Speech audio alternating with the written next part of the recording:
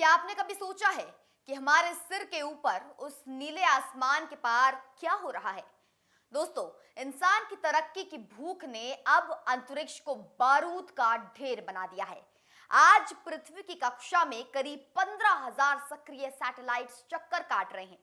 लेकिन कहानी सिर्फ यहीं खत्म नहीं होती। आने वाले समय में यह संख्या लाखों में पहुंचने वाली है। अंतरिक्ष अब केवल खोज का जरिया नहीं रहा, बल्कि ये खराब हो चुके सैटेलाइटों का एक विशाल शमशान घाट बनता जा रहा है।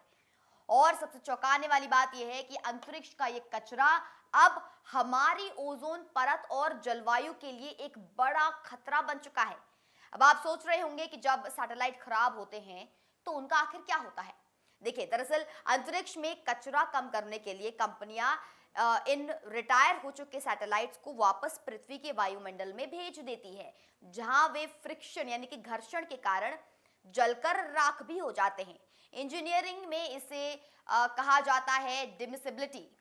सुनने में ये सब बहुत ज्यादा अच्छा लगता है, लेकिन वैज्ञानिक अब एक नई मुसीबत से परेशान है। जब ये सैटेलाइट्स जलते हैं तो वे एल्यूमिना यानी कि एल्यूमिनियम के बारीक कण छोड़ते हैं। 2023 एक रिसर्च में पाया गया कि ये धातु के जो कण होते हैं वो हमारे ऊपरी वायुमंडल में तैर रहे हैं।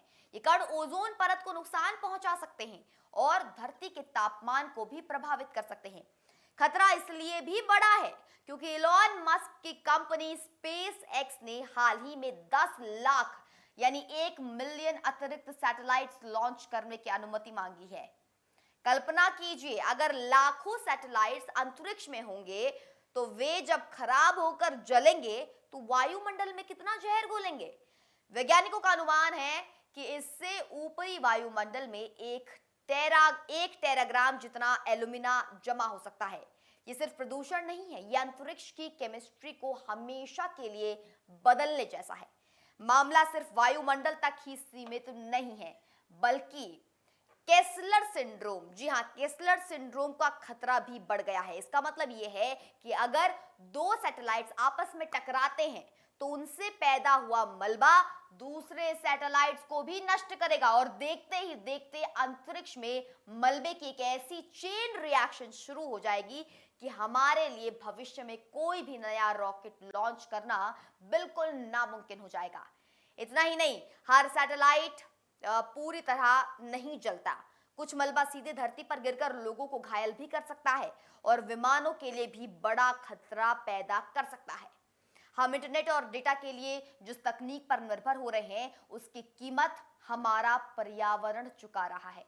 क्या हम अपनी सुख सुविधाओं के लिए अंतरिक्ष को कचरे का डिब्बा बना रहे हैं? ये एक ऐसा सवाल है जिसका जवाब आज की पीढ़ी को ढूंढना ही होगा। आपको क्या लगता है, क्या सैटेलाइट्स की संख्या पर कोई अंतर्राष्ट्रीय कानून होना चाहिए? कमेंट्स में अपनी राय जरूर साझा करें। नमस्कार।